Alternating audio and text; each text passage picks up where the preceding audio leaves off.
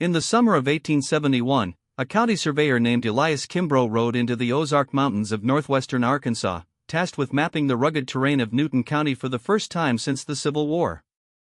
He was a meticulous man, known for his precise hand and his unwillingness to let the whispers of local folklore distract him from his work. But on the third week of his survey, Kimbrough stumbled upon something that no map could explain, something that would unravel the fragile piece of a region still bleeding from a war that had ended 6 years earlier. What he found was not a hidden treasure or a vein of silver. It was a cabin, isolated and half swallowed by the forest, its roof collapsed and its walls blackened by fire. Inside, he discovered the remains of a family, 7 people, by his count not killed in any ordinary way, but positioned as if in a ritual, their belongings untouched, a single, strange object left in the center of the room, a wooden box, intricately carved with symbols that did not belong to any tradition he knew. He opened it, expecting perhaps a journal or a deed. Instead, he found a lock of hair, a faded photograph of a man with no face, and a single, chilling line of verse written on a scrap of paper, asterisk, "The mountain keeps its own." Asterisk. When Kimbrough reported his find to the authorities in Jasper, the county seat, he was met not with shock, but with a wall of silence. The sheriff, a man named Elijah Prescott, listened without asking a single question and told Kimbrough to leave it alone. The courthouse records, Kimbrough later discovered, contained no mention of any family living in that remote hollow. It was as if they had never existed. But Elias Kimbrough was not a man who could let a mystery rest.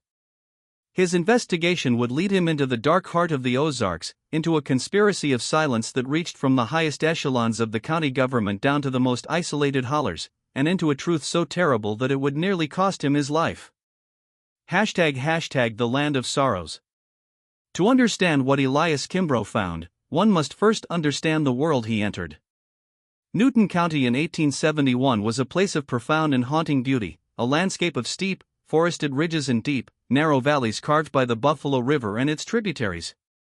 It was the only county in Arkansas without a railroad, a fact that, while preserving its isolation, also condemned it to a kind of frontier existence long after the rest of the nation had begun to modernize.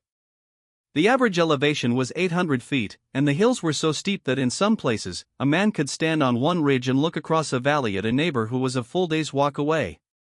This was the heart of the Ozark Plateau, a region of eroded uplands and limestone karst that was honeycombed with caves, springs, and sinkholes. The mountains were not towering peaks but a dissected plateau, an ancient seabed that had been thrust upward and then carved by millions of years of water into a labyrinth of hollows and cliffs. It was a place where a man could disappear and never be found, where secrets could be buried in the earth and the land would not betray them. The people who lived here were the descendants of Scotch-Irish and English settlers who had pushed west from the Appalachians in the early decades of the 19th century, bringing with them a fierce independence, a distrust of government, and a set of folkways that would define the region for generations. They were farmers, hunters, and moonshiners, scratching a living from the thin, rocky soil and using the dense forests to hide their stills from the eyes of the law.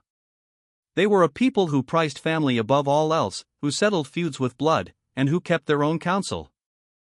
But Newton County was also a place of deep and abiding trauma. The Civil War had come to the Ozarks with a fury that eclipsed even the worst of the guerrilla warfare that plagued the rest of the border states.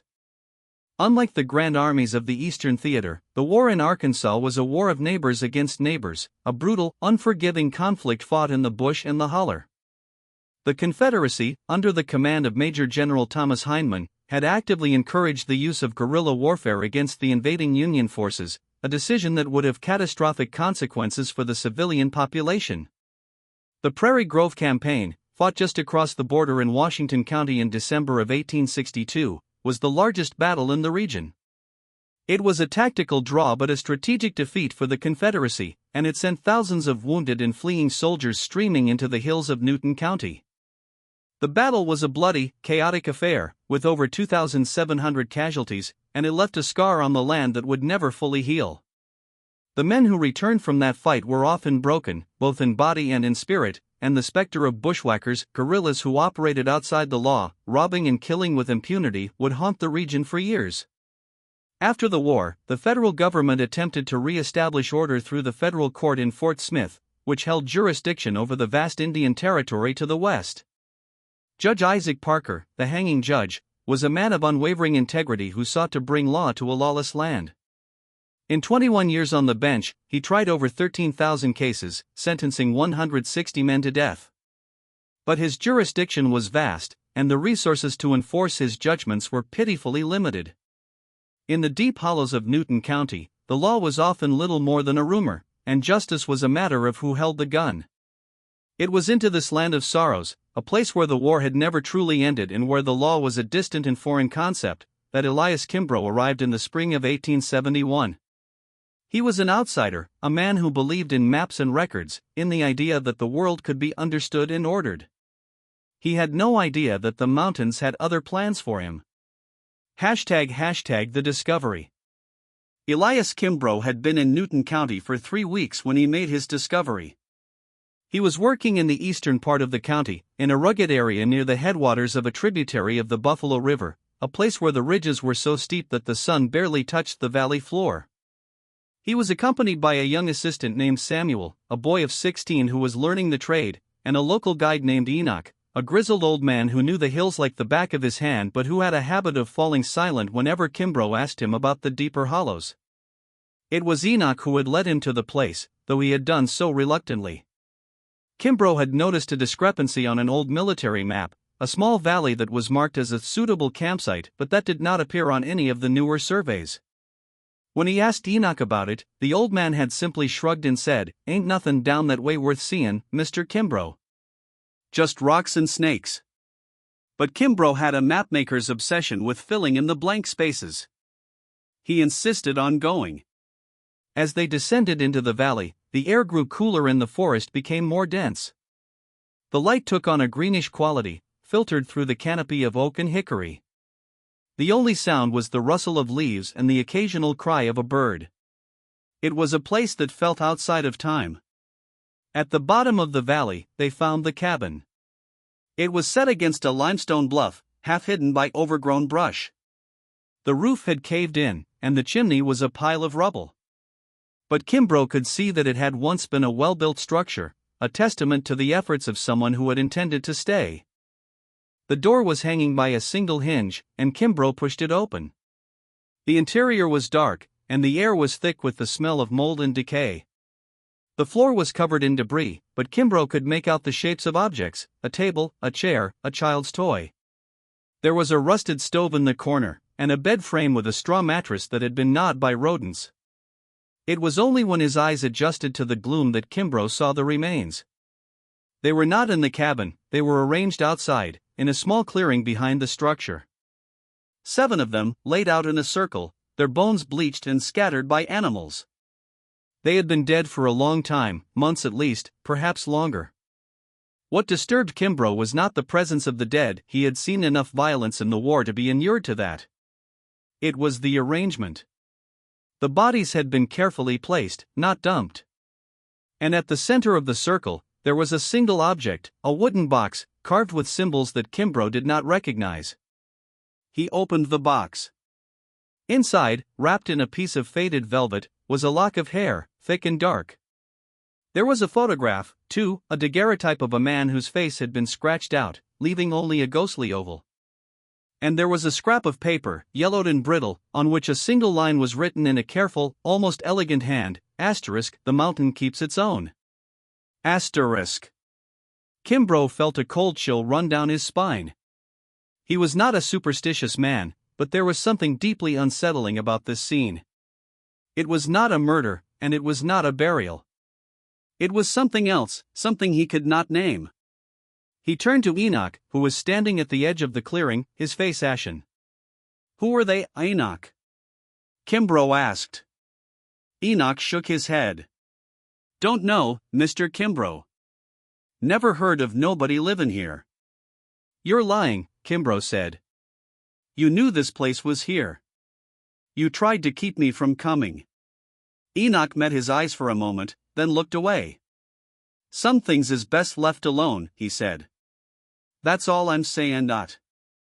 Kimbrough was not satisfied. He searched the cabin for any clue to the identity of the family. He found a few pieces of clothing, a broken mirror, and a small stack of letters, but the letters were written in a language he did not recognize. The characters were not English, and they were not any of the Native American languages he had encountered. They were strange, almost alien, and they only deepened the mystery. He packed the letters, the box, and the daguerreotype into his saddlebag and rode back to Jasper with a heavy heart. He was determined to get to the bottom of this, no matter what it took. Jasper, in 1871, was a town of barely 250 people, a cluster of frame buildings huddled along a single street. It was the county seat, but it was a place of little consequence, a remote outpost that had been incorporated only 5 years earlier. There was a bank, a flour mill, a handful of general stores, and a newspaper, the Newton County Times, which was published weekly and carried little news of the outside world. Kimbrough went first to the courthouse, a modest building that housed the county offices. He asked to see the census records for the previous decade, hoping to find a record of the family that had lived in the valley. The clerk, a nervous young man named Thaddeus, told him that the records were incomplete. "Lots of folks didn't get counted during the war," he said. "You know how it was. Some folks just didn't want to be counted." Kimbrough asked about the sheriff, Elijah Prescott. Thaddeus's expression flickered. "Sheriff Prescott is a busy man," he said. "He doesn't like to be bothered with questions." Kimbrough persisted, and eventually, he was granted an audience with Sheriff Prescott. The sheriff was a large man, with a thick beard and eyes that seemed to see right through a person. He listened to Kimbrough's story without interruption, his face betraying no emotion. When Kimbrough finished, Prescott leaned back in his chair. "Let me be clear with you, Mr. Kimbrough," he said. "We don't have the resources to investigate every old ruin in this county. You said yourself the family had been dead for a long time. They're not a concern of the law." "They were murdered," Kimbrough said. "Or something. I don't know what. That's why I'm here." "No, you don't know," Prescott said. "And that's the problem. You're an outsider. You don't understand the way things work here. People come to these hills to hide. They come to escape something, or to start over. They don't want their names in the books. And if they die, well, they just die. The land takes them back. It's the way of things. The mountain keeps its own," Kimbrough muttered, quoting the note. Prescott's eyes flickered, a momentary crack in his composure. "That's just a saying," he said. "Nothing more. Now, I'm going to ask you politely to drop this matter. Go back to your survey, Mr. Kimbrough. Do your job. And leave the dead to their rest." Kimbrough left the courthouse, but his suspicions were aroused. Sheriff Prescott was hiding something. The clerk was hiding something. Even his own guide, Enoch, was hiding something. He realized that he had stumbled into a conspiracy of silence, a community that had decided, for reasons he did not understand, to pretend that the family in the valley had never existed. He decided to take a different approach. He would go to the people, not the government. He began to interview the old settlers, the families who had lived in the county for generations. He would sit on porches and drink coffee and listen to their stories.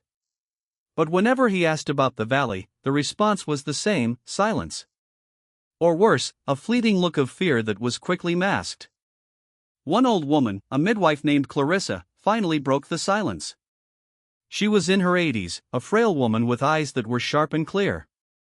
Kimbrough found her living alone in a small cabin at the edge of the woods.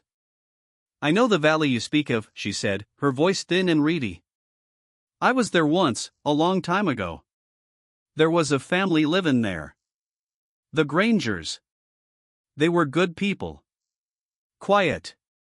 Kept to themselves." "Did they have a daughter?" Kimbrough asked. Clarissa's face grew pale. "They had a daughter," she said. "Her name was Sarah. She was a beauty, with dark hair and eyes that looked right through you. She was courted by a young man from a powerful family. A family with a lot of influence in the county. But Sarah wouldn't have him. She was betrothed to another man, a schoolteacher from the east. When the powerful family found out, they were displeased." "What happened?" Kimbrough asked. Clarissa shook her head. I can't say. I don't know. One day, they were there. The next, they were gone. And the Grangers disappeared with them. The whole family. It was as if they had never been. Was it murder? Kimbrough pressed. I don't know, Clarissa said. But I know what the mountain does. It keeps its own. It hides its secrets. And if you're not careful, it will keep you, too. Kimbrough was now certain that a dark secret lay at the heart of the mystery. He had a name, Granger, and a story of a love triangle gone wrong. But he needed more. He needed to find the schoolteacher, the man to whom Sarah Granger had been betrothed. He also needed to learn the identity of the other suitor, the man from the powerful family. He began to search through the surviving records of the Newton County Times. The newspaper's archives were incomplete, but he found a few references to the Granger family in the early 1860s. There was a notice of a land deed, and a brief mention of a wedding. He also found a name. The man who had performed the ceremony was a justice of the peace named Ezra Payne. Kimbrough tracked Ezra Payne to a small farm on the outskirts of Jasper. Payne was a man in his late 50s, with a gentle manner and a shrewd mind. He was reluctant to talk at first, but Kimbrough was persistent, and the old man eventually relented. I remember the Grangers, Ezra said, sitting on his porch and staring out at the hills. Good people. Hard-working. They settled in that valley in '62, right after the Battle of Prairie Grove. They wanted to get away from the war, to find someplace safe. And the daughter, Sarah? She was engaged to a schoolteacher? Ezra nodded. A young man named Henry Caldwell. He came from Ohio. He was a fine young man, educated, with a bright future. He got a job teaching at the schoolhouse in Jasper. That's how he met Sarah. They fell in love. They were engaged to be married. And then what happened? Kimbrough asked. Ezra's eyes grew distant. And then the war got worse. The bushwhackers started roaming the hills, burning farms, killing folks. There was a band of them led by a man named Cutter, a local boy from a family that had been here for generations. The Cutters were a powerful clan, and they had connections everywhere. They ran the county. They still do, in a way. Cutter, Kimbrough said, the name echoing in his mind. He was the one who wanted Sarah? Ezra nodded again. He was a brute, a killer. He didn't care for her, he just wanted to have her. He told the Grangers that if Sarah didn't marry him, he would burn their farm and kill them all. They refused. And then, one night, they were gone. Just gone. The schoolteacher, Henry Caldwell, he was beside himself. He searched for them for weeks, but he never found anything. Finally, he packed his things and left Jasper. I don't know where he went. Kimbrough now had the pieces of the puzzle. He had a villain, Cutter, the leader of a guerrilla band. He had a motive, a bitter, jealous obsession. And he had a family that had simply vanished. The signs pointed to a massacre, a brutal act of revenge carried out by the bushwhackers. But if that were the case, why the strange ritual with the bodies? And why the symbols on the box? And why the note asterisk, the mountain keeps its own asterisk, which was not a typical mountain saying at all? It sounded more like a warning, a promise of silence. Kimbrough knew that he would get no more help from the authorities. Sheriff Prescott had made it clear that he would not investigate the matter. If Kimbrough wanted the truth, he would have to find it himself. He decided to search for Henry Caldwell. He had heard rumors that the schoolteacher had gone to Fort Smith, where he had taken work as a clerk. Kimbrough traveled to the city, a bustling frontier town on the Arkansas River. Fort Smith was the seat of the federal court for the Western District, a place of law and order in a lawless land. Kimbrough found Caldwell easily enough. He was a thin, tired-looking man with hollow eyes. When Kimbrough told him that he had found the remains of the Granger family, Caldwell broke down. "I've been waiting for this," he said, his voice barely a whisper. "Waiting for someone to find them." I knew they were dead. I knew it. They were arranged, Kimbrough said. There was a box with strange symbols on it. Do you know what they were? Caldwell's face went pale. Cutter was a strange man, he said. He was a killer, yes, but he was also obsessed with something. He had a fascination with the caves, with the old ways. He told me once that the people who had lived in these hills before us knew the secrets of the earth. He said they could make people disappear. That they could hide them in the mountain itself. Cutter said this? Kimbrough asked. He believed it, Caldwell said. He was a savage, but he was not stupid. He believed in something dark. I don't know what. But I know that the Grangers, I never found them. I searched every holler, every cave for miles. Nothing. As if the earth had swallowed them up. Kimbrough pressed Caldwell for more details about the Cutters, the family that had terrorized the county. Caldwell described them as the rulers of the county, with deep connections in the government and the courts. Sheriff Prescott was one of them, Caldwell said. They've been running the county since before the war. They have a stranglehold on the law. That's why I left. I knew I'd never find justice here. Kimbrough returned to Newton County, but he now had a new lead, the caves. The Ozarks were riddled with them, a labyrinth of limestone chambers and passageways that had been used for centuries by the native peoples, and later by the settlers, to hide from the law, to store goods, and, in the dark legends of the mountains, for darker purposes. He remembered the stories told about the famous Diamond Cave, near Jasper, where crystals sparkled in the light and rumors abounded of hidden rooms and secret passages. He knew that mystic caverns, near Marble Falls, had been used to hide moonshine stills and, some said, to find guano for making gunpowder during the Civil War. Kimbrough began to explore the caves, searching for any sign of the Grangers. He knew it was a near impossible task. The caves were vast and dangerous, with narrow passages and sudden drops. He could easily get lost or trapped. But he was driven by a sense of duty, a need to give the Grangers a proper burial and to bring their killers to justice. He enlisted the help of a few local guides, men he knew he could trust, and together they began to search the caves in the area where the Grangers' cabin had been found.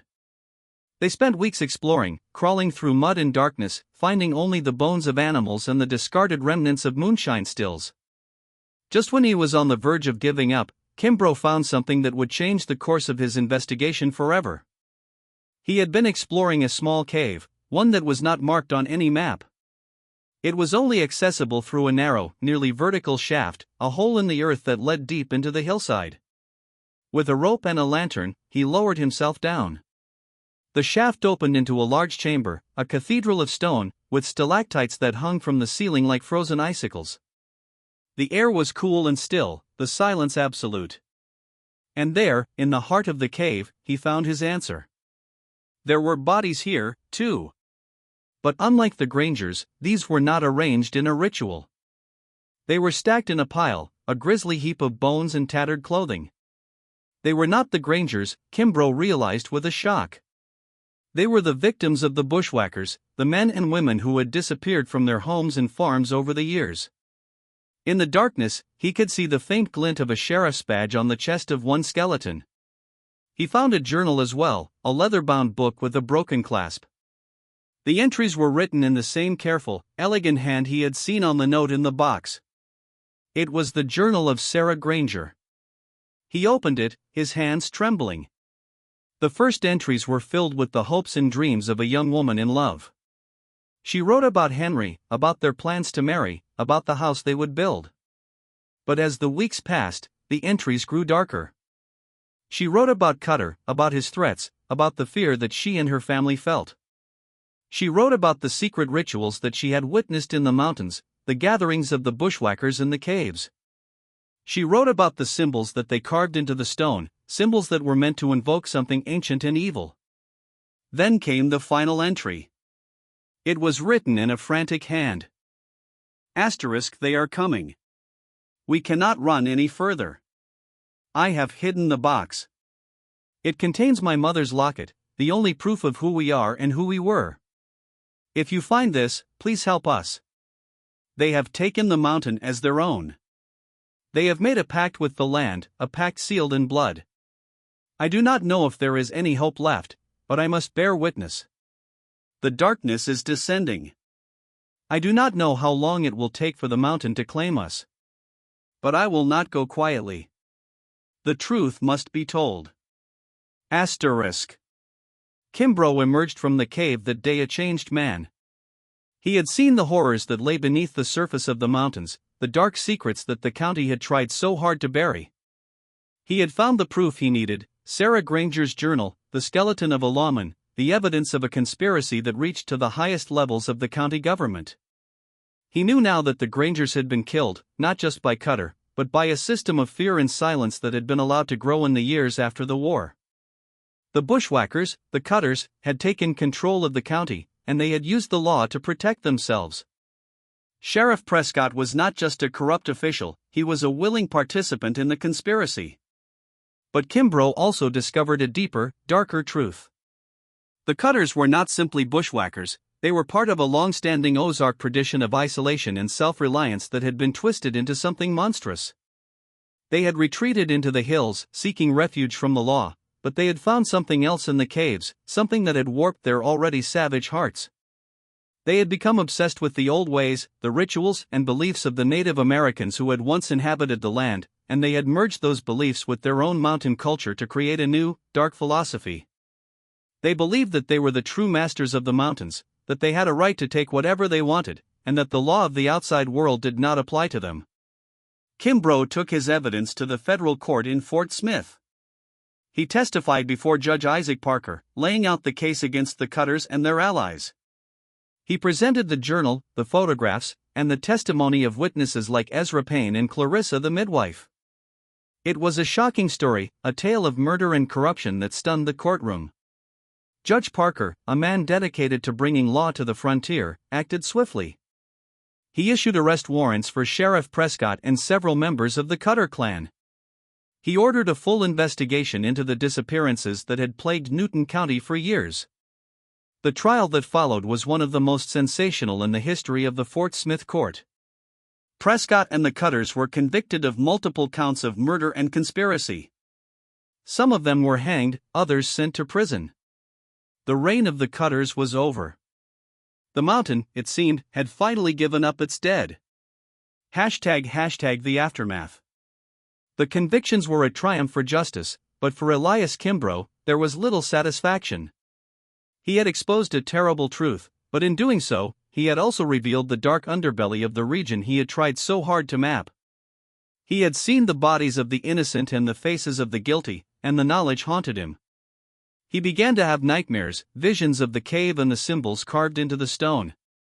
He could not shake the feeling that he had disturbed something that was meant to remain hidden. He continued his work as a surveyor, mapping the hills and valleys of Newton County. But he never returned to the valley where he had found the Granger cabin. He made sure to erase it from his maps, to ensure that no one else would stumble upon the secret he had uncovered. He still had the box, the lock of hair, and Sarah Granger's journal. He kept them hidden in a locked chest in his home, a reminder of what he had seen. In his final years, Kimbrough became more and more reclusive. He rarely spoke of his discovery, even to his closest friends. He was haunted by the belief that he had not uncovered the whole truth, that the darkness he had exposed was just the surface of a deeper, more ancient evil. He believed that there were things in the mountains that could not be explained, things that were beyond the reach of the law and the understanding of mortal men. He died in 1885, alone and forgotten. His obituary in the Newton County Times made no mention of his heroic investigation. It simply noted that he had been a good surveyor, a man who had faithfully mapped the hills of the county for many years. But the secret he had carried to his grave would eventually resurface, as secrets do, passed down through generations in whispered stories and half-forgotten legends. The legacy of Elias Kimbrough is a cautionary tale about the power of silence and the weight of hidden truth. The Ozarks, for all their natural beauty, are a place where the line between history and folklore is often blurred. The caves that honeycomb the mountains are not just geological features, they are repositories of memory, places where the past refuses to stay buried. The stories of the vanished families, the whispers of the bushwhackers, the legends of the dark rituals, they persist, echoing through the hollows and ridges, a reminder that the land holds its own secrets. In the years since Kimbrough's death, other discoveries have been made. Old bones have been found in caves, ancient carvings have been uncovered, and diaries have emerged, each one adding a new layer to the mystery. The story of the Grangers is no longer a secret, it is a part of the region's history, a dark chapter that has been unearthed and examined. But for every story that is uncovered, there are hundreds more that remain hidden, buried in the earth or lost to the passage of time. The question that Elias Kimbrough asked himself in the darkness of that cave remains unanswered. What is it that the mountain keeps? Is it merely the remains of the dead, or is it something more? Is there a deeper meaning to the symbols, to the rituals, to the whispered legends? And if the mountain does keep its own, what does it mean for those who live in its shadow, who walk its ridges and drink from its springs? What does it mean for us? It is a question that cannot be easily answered. The Ozarks are a place of mystery, a place where the land itself seems to hold a secret that it will never fully reveal. The story of Elias Kimbrough is a testament to the enduring power of the past, a reminder that the truth, no matter how deeply it is buried, will eventually find a way to the surface. But it is also a warning: some truths are too terrible to be known. Some secrets are best left hidden, not because they are shameful, but because they are too large, too ancient, and too dark to be contained by the fragile vessel of the human mind. The mountain keeps its own. And sometimes, that is exactly where they should stay.